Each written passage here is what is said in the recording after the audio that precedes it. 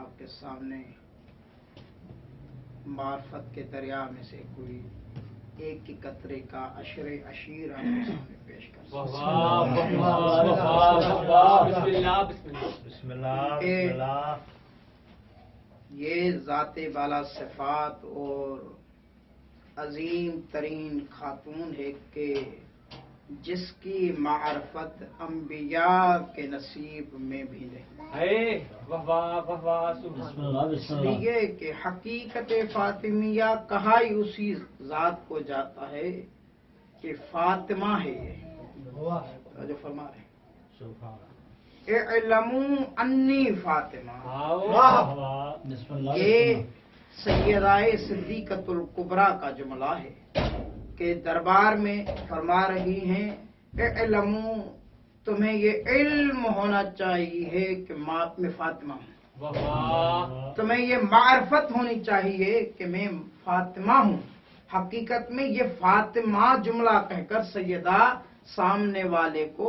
یہ بتلا رہی ہے کہ مجھے پہچانو، میں فاطمہ ہوں، یعنی میں وہ ذات ہوں کہ حضرت آدم سے لے کر حضرت عیسیٰ تک میری معرفت تامہ نہیں رکھ سکتی۔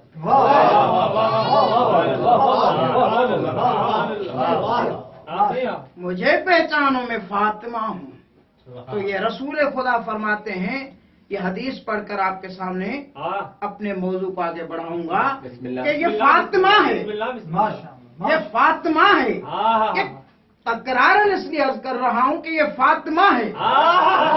جو فرما رہے ہیں یہ فاطمہ کی حقیقت ہے کہ کسی بھی نبی کے لیے معرفت تامہ میسر نہیں ہے، چاہے کتنے بھی زحمت اٹھائیں۔ صدیقۃ الکبریٰ کے جتنے بھی کوئی نبی معرفت رکھ رہا ہے، اللہ نے اس کو مقام نبوت اتنا عطا فرمایا۔ یہ فاطمہ ہے، تفسیر اس میں فاطمہ اٹھا کر دیکھیں، ہو سکتا ہے کہ درمیان میں کہیں کسی جگہ پر اس میں فاطمہ کی حقیقت بیان کر لیں، اس لیے کہ 12 وجوہات ہے کہ فاطمہ کا فاطمہ نام کیوں رکھا گیا۔ ان میں سے ایک سبب یہ ہے کہ پوری مخلوق اس کے لیے یہ نصیب نہیں کہ معرفت صدیقۃ الکبریٰ حاصل کر سکے، نصیب ہی نہیں۔ جو فرما رہے ہیں تو صدیقۃ الکبریٰ ارشاد فرما رہی ہیں بہار الانوار میں، علامہ مجلسی بزرگار جلد نمبر 43 میں لکھا کہ سیدہ فرما رہی ہیں کہ قالت فاطمۃ الزہرا قال لی ابی، کہ سیدہ فرما رہی ہیں کہ مجھے میرے والد بزرگار نے فرمایا یا فاطمہ من صلی علیک، من صلی علیک، کہ جس نے بھی تم پر صلوات پڑھی غفر اللہ لہو،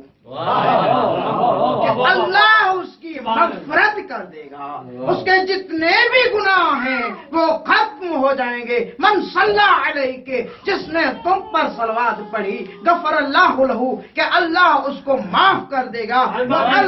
پر بلندتر صلوات،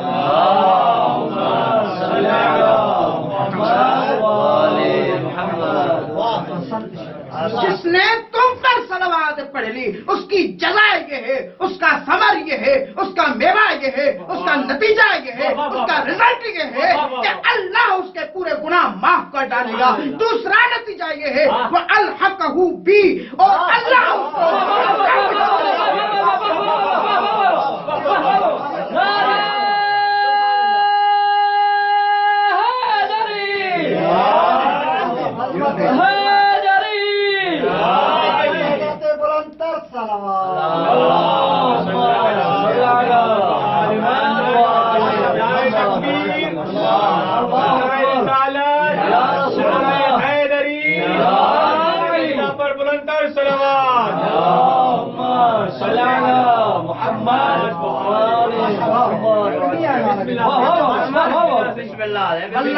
پہ بیٹھا ہوں، آج لطف آ جائے گا جتنا میں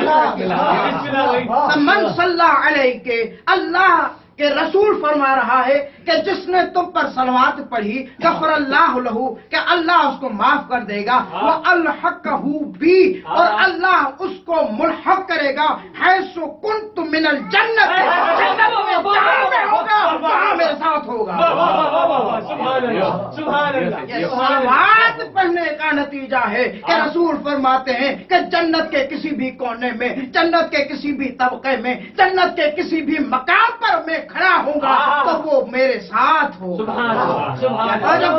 صدیقۃ اللہ ذرا پر بلند تر صلوات۔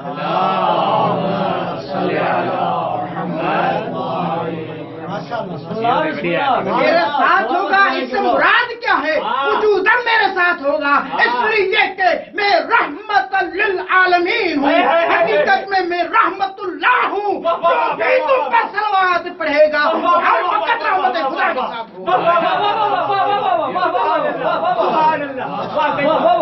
میں رحمت خدا ہوں، وہ ہر وقت مرحوم ہوگا، اللہ کی رحمت اس پر ہوگی، وہ رحمت خدا کے ساتھ